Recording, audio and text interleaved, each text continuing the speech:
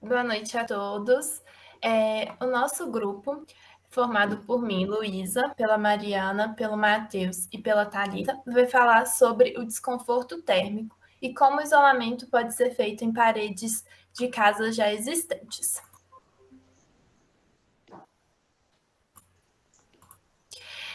Segundo a NBR 15220, parte 1, o conforto térmico ele é definido pela satisfação psicofisiológica de um indivíduo com as condições térmicas do ambiente.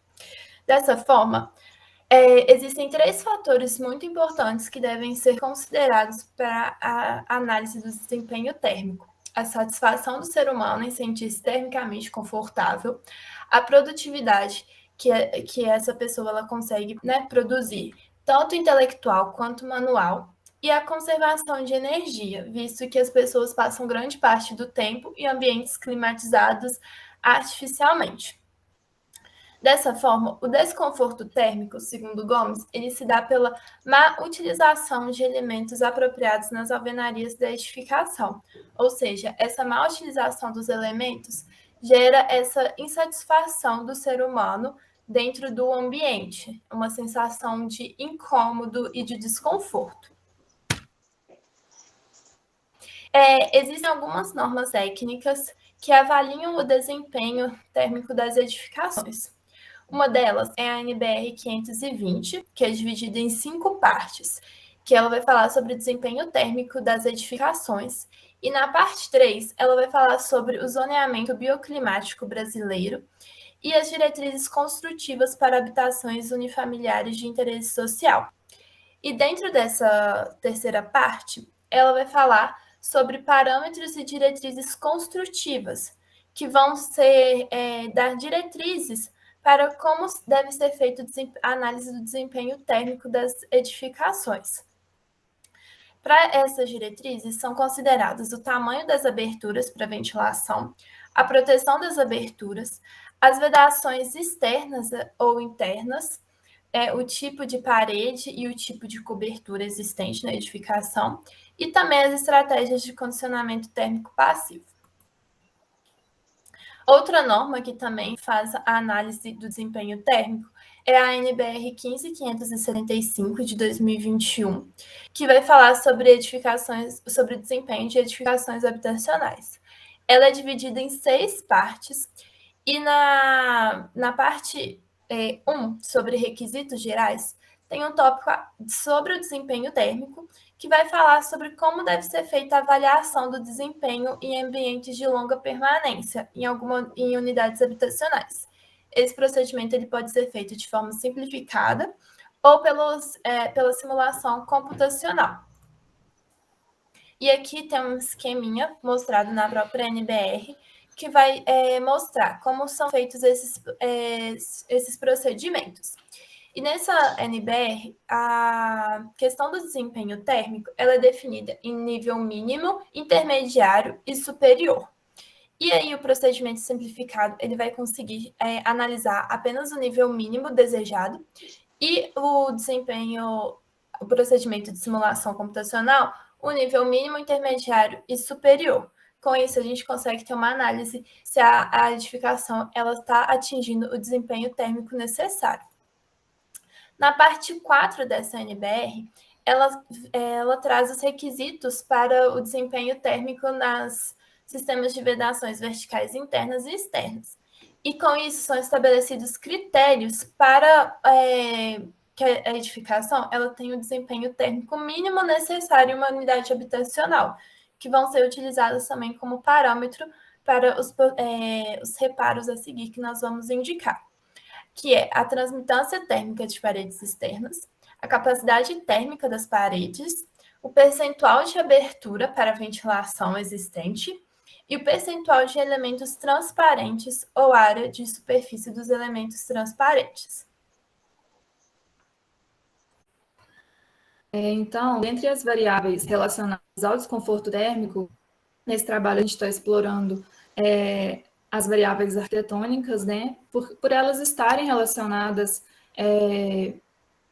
à ventilação, no sentido de poder controlar ou não a incidência de luz e de calor em uma edificação, para poder favorecer ou não essa ventilação da edificação. Então, fatores como a forma, a proporção da edificação, a orientação das fachadas, o sombreamento das aberturas, tudo isso interfere no desempenho térmico e pode causar esse desconforto, né? Que está ligado não só à incidência solar, mas também ao sistema de vibração, a edificação. Então, começando pelas aberturas, está até um pouco no que a Luísa das NBRs, os fechamentos transparentes são os principais responsáveis pela troca de calor. Então, o vidro, quando empregadamente, faz com que a radiação térmica incidente seja transmitida diretamente para o interior da edificação. Um outro fator também relacionado às aberturas é o dimensionamento incorreto, que também vai causar esses transtornos, né? E já em relação aos fechamentos opacos, que é o caso das paredes, né?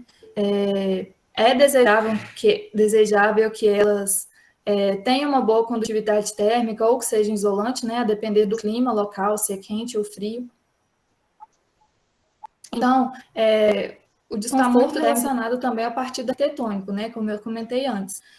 Com a especificação de material para o projeto, se é considerado ou não a trajetória do Sol, pensando nas paredes que devem e nas paredes que não devem receber incidência solar, a depender do uso daquele ambiente.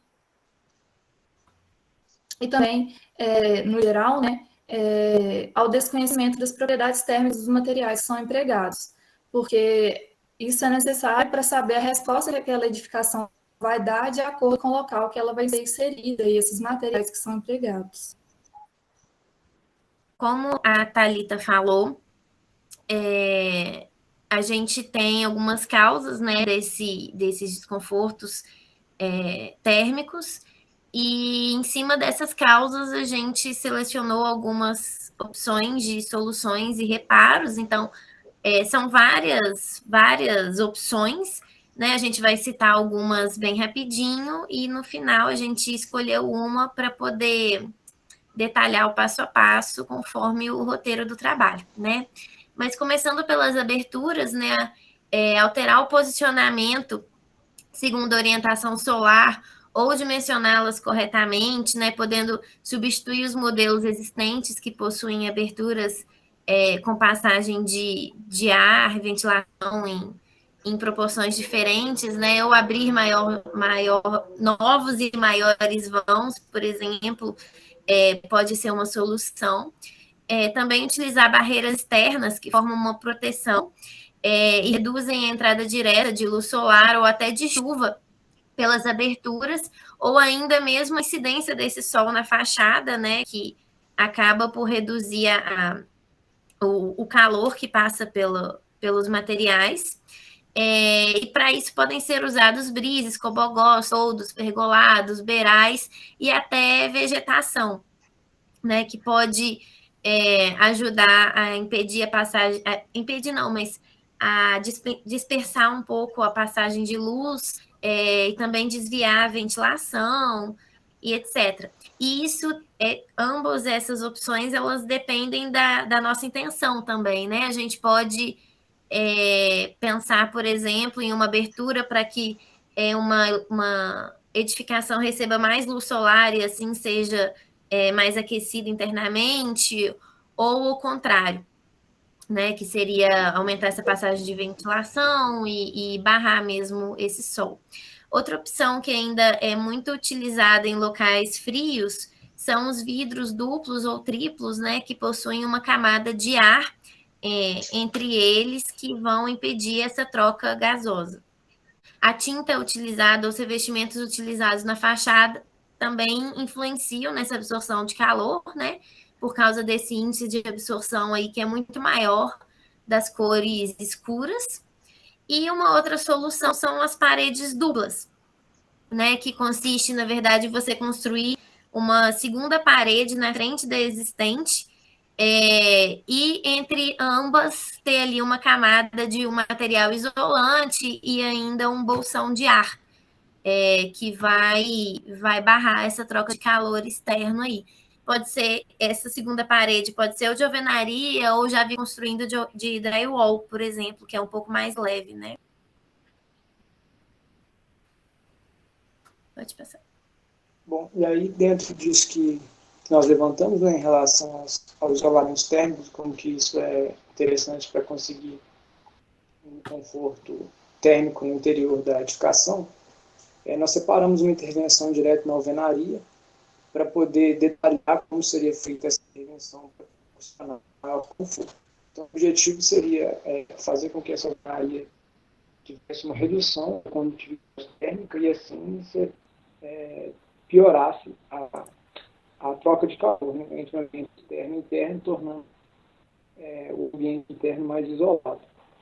E aí a gente optou por fazer uma intervenção de isolamento térmico encaixados pelo exterior, que é basicamente colocar placas de EPS na parte de fora da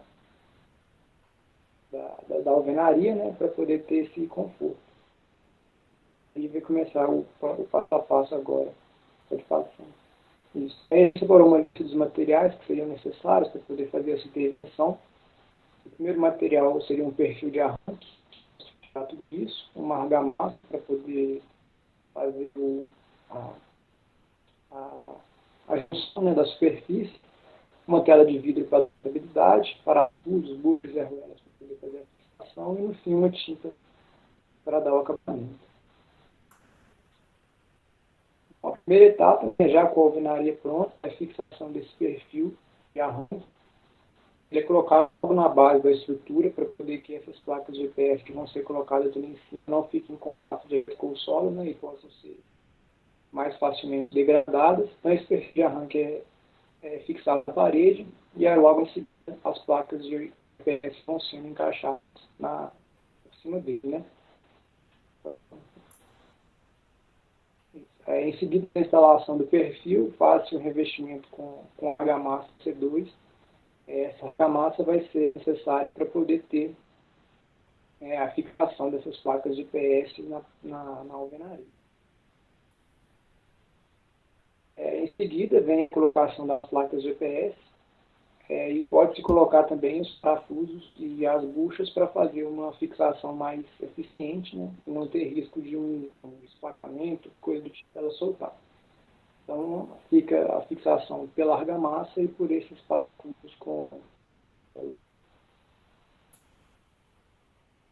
Em seguida, para poder garantir a maior resistência e principalmente estabilidade, né, dessas placas de EPS, se faz um acabamento com a argamassa também e logo em seguida se acrescenta uma tela de fibra de vidro.